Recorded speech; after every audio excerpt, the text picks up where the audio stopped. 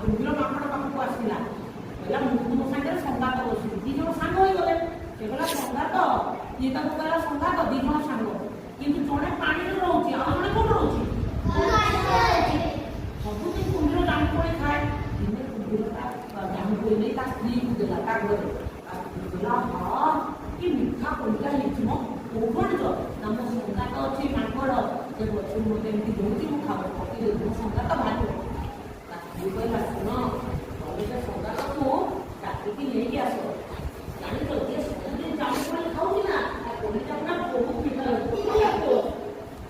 କଣ ଲାଗୁଛ? ମିଠା ଲାଗୁଛ?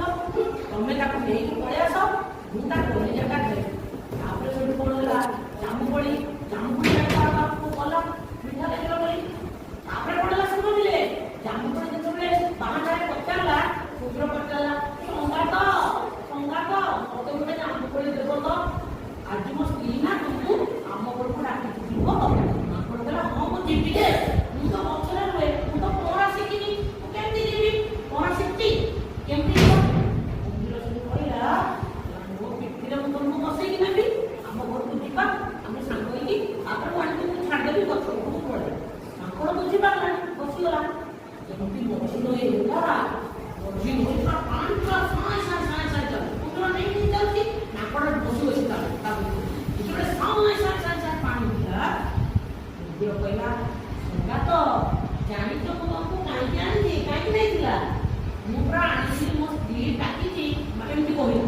କାଁ କହିଲା କହିଲା ମୁଁ ଆଣିଛି କାହିଁ ଜାଣିଛ? ମୋ ସ୍ତ୍ରୀ କହିଛି ତମ କଲିଜା ଖାଇବ। ମାଙ୍କଡ଼ ପୁରା ଡରିକି ଛାନିଆ ଗଲା, ଭାଇ କଲିଜା ଖାଇଲେ କିଏ ବଞ୍ଚିବ? ଏମିତି ତ ଚିରିକି ଖାଇଦବ, କିଏ ପୁରା ଡରିବ। ହଁ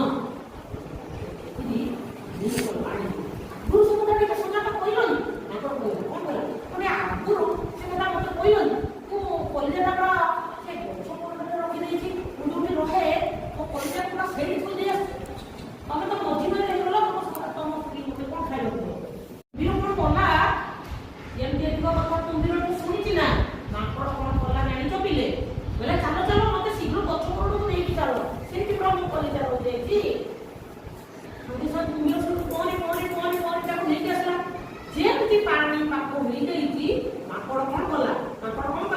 ଖକିରି ନେଇଗଲା। କୋଉଠିକି ନେଇଗଲା? ଗଛ ଉପରକୁ ଖକିରି ନେଇଗଲା।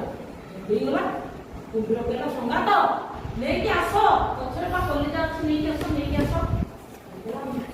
ଆରେ ବୋକା, ଗଛରେ ସବୁ କଲିଜା ଥାଏ? କୋଉଠି ଥାଏ? ଛାତି ଭିତରେ କଲିଜା ଥାଏ। ଗଛରେ କେମିତି କଲିଜା ଥିଲେ ତୁ ବଞ୍ଚି ପାରିବି? ତୁ ବୋକା, ତୋ ସାଙ୍ଗରେ ମୋର ଆଉ ସଙ୍ଗାତ ହବାର ନାହିଁ। କୁମ୍ଭୀରକୁ କହିଦେଲା ମାଙ୍କଡ଼। କଣ କହିଲା? ତୋ ସାଙ୍ଗରେ ମୋର ଆଉ ସଙ୍ଗାତ ହବାର ନାହିଁ, ତୁ ଏବେ ପଳା, ମୋର ତୋର ଆଉ ସାଙ୍ଗ ହବାର ନାହିଁ ହେଲା। ତାହେଲେ କିଏ ବୁଦ୍ଧିଆ ଥିଲା? ମାଙ୍କଡ଼ ବୁଦ୍ଧିଆ ଥିଲା। ଆମେ ଗପରୁ କଣ ଶିଖିଲେ? କାହାକୁ ବିଶ୍ୱାସ କରିବାନି। ଶିଖିବା କି? କାହାକୁ ଆମେ